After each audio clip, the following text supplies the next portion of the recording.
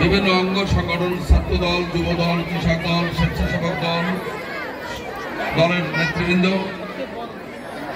বিদ্যালয়ের শিক্ষক শিক্ষিকাবৃন্দ, অভিভাবক অভিভাবিকাবৃন্দ, সুধীবৃন্দ, বিদ্যালয়ের ছাত্রছাত্রীবৃন্দ, আসসালামু আলাইকুম। হিন্দু ভাইরা বোনেরা আদাব। আমার কয়রা কালী মন্দির জয়নগর, সেখানে আজকে গঙ্গা সেনা এবং নামযজ্ঞ উপলক্ষে একটা বিশাল সমাবেশ চলছে। সেখানে প্রায় 10,000-এর উপরে নারী পুরুষ জমায়েত হয়েছেন।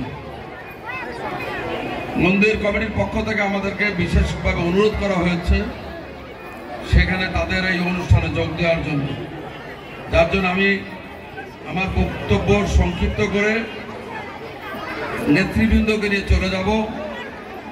অনুষ্ঠান চলতে থাকবে। আমি বিদ্যালয়ের শিক্ষক শিক্ষিকাদের ধন্যবাদ দিতে চাই।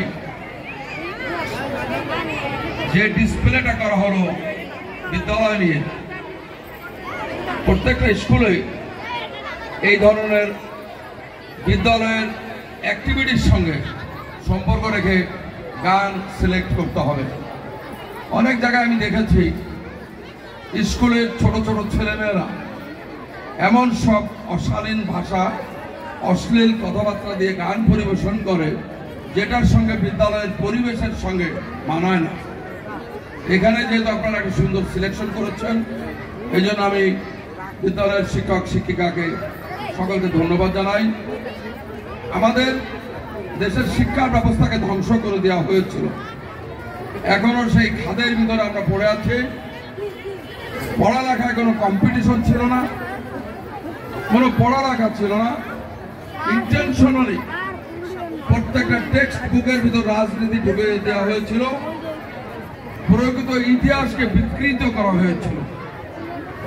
আল্লাহর অশেষ মেহেরবানি, গত 5ই আগস্ট এদেশের বিপ্লবী ছাত্র জনতা আন্দোলনের মুখে স্বৈরাচারী হাসিনা পালিয়ে যেতে বাধ্য হয়েছে। দেশের জনগণের সরকার কায়েম হয়েছে। বিভিন্ন পর্যায়ে বিভিন্ন সংস্কার কমিটি করা হয়েছে। কমিটির কাজ প্রায় শেষ। প্রকৃত শিক্ষা বিদ্যালয়ে ফিরে আসবে। আমি অভিভাবক অভিভাবিকা এবং শিক্ষক শিক্ষিকাদেরকে অনুরোধ করব, ছেলে মেয়েদেরকে প্রকৃত শিক্ষায় শিক্ষিত করে আগামী দিনে উপযুক্ত নাগরিক হিসাবে এদেরকে গড়ে তুলতে হবে।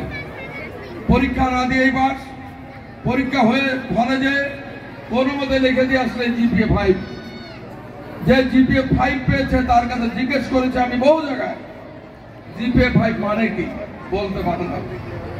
শিক্ষক শিক্ষিকা নিয়োগ করা হয়েছে ঘুষ এবং দুর্নীতির মাধ্যমে। যোগ্য প্রার্থী চাকরি পায় নাই, এখন যোগ্য প্রার্থীরা চাকরি পাবে। ছেলে মেয়েদেরকে প্রকৃত শিক্ষায় শিক্ষিত করে গড়ে তুলতে হবে। নির্বাচন হবে, জনগণের সরকার। বিদ্যুৎ চলে গেছে, বিদ্যুৎ বিদ্যুৎ জনগণের সরকার প্রতিষ্ঠা হবে। আচ্ছা আচ্ছা। বহু বছর এদেশের ভোটার ভাই বোনেরা ভোট দিতে পারে নাই। দিনের ভোট রাতে হয়েছে, দিনের বেলার ভোটে কেন্দ্রে যেতে পারেনি মানুষ। নানাভাবে এই দেশের মানুষকে গণতন্ত্র থেকে দূরে সরিয়ে দেওয়া হয়েছিল। যাই হোক, আমি এই বিষয়ে ব্যাপক আলোচনা করতে চাই না। পরবর্তীতে আমি এখানে আসবো, আপনাদের সঙ্গে কথা বলবো। আমাকে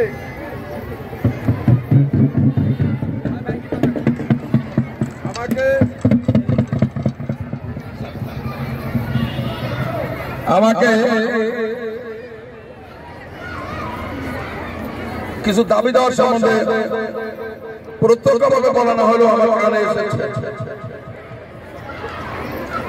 আমি এই যে আপনার মেন রোড থেকে স্কুলে আসা পর্যন্ত যে রাস্তাটা, এই রাস্তাটা যাতে উন্নত সংস্কার হয় এবং ছেলে মেয়েদের এই স্কুলে আসতে কোনো অসুবিধা না থাকে সেই ব্যবস্থা আমি দ্রুত দূর করার চেষ্টা করবেন। একটা ল্যাপটপের কথা বলা হয়েছে, আমি একটি ল্যাপটপ আমার ব্যক্তিগত অর্থ থেকে এখানে একটা ল্যাপটপের ব্যবস্থা করবেন। শিক্ষক শিক্ষিকা ভাই বোনদের কাছে অনুরোধ, অভিভাবক মা ভাই বোন যারা আছেন তাদের কাছে অনুরোধ, দয়া করে যা আমরা হারিয়েছি দীর্ঘ 17 বছরে সেই অভাব পূরণ করার জন্য ছেলে মেয়েরা যাতে প্রকৃত শিক্ষায় শিক্ষিত হয়ে তাদেরকে মানুষের মতো মানুষ হিসাবে তৈরি করে এদেশের ভবিষ্যৎ তারা তৈরি করতে পারে, নিজেদের জীবনটাকে তারা সঠিক পথে পরিচালিত করতে পারে, সেদিকে মনোযোগ দিবেন। সকলের সুস্বাস্থ্য কামনা করি। আপনারা এখানে এই স্কুলটার ফাউন্ডিং এর সঙ্গে স্থাপনার সঙ্গে যারা জড়িত ছিলেন তাদেরকে আমি শ্রদ্ধার সাথে স্মরণ করি। অনেকে প্রয়াত হয়েছেন, অনেকে জীবিত আছেন, যারা বিদেশে আছে আমাদের অনেক ভাই। এখানে আরিফ মোল্লা, এখানকার আরিফ মোল্লা আমাদের ছাত্র দলের সেক্রেটারি ছিল, সে আমেরিকাতে থাকে। কয়েকদিন আগে তার সঙ্গে আমার দেখা হয়েছে, অনেকের সঙ্গে দেখা হয়েছে।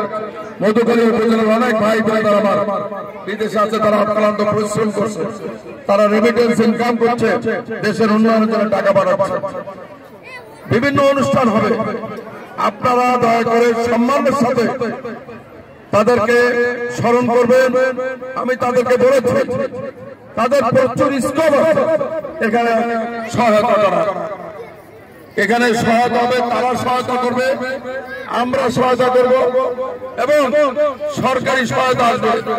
এই দেশকে, এই এলাকাকে আমরা বিএনপির নেতৃত্বে একটি সুন্দর একটা মডেল এরিয়া হিসাবে গড়ে তুলব। বন্ধুরা, আমার বক্তব্য দীর্ঘায়িত না করে আপনাদের সকলের সুস্বাস্থ্য কামনা করে এই অনুষ্ঠানের সভাপতি আকরাম নাকি এই অনুষ্ঠান উনি সভাপতি, দুইজন সভাপতি এটা কোনো, এটা কি দুইটা কমিটি প্রাইমারি হয়?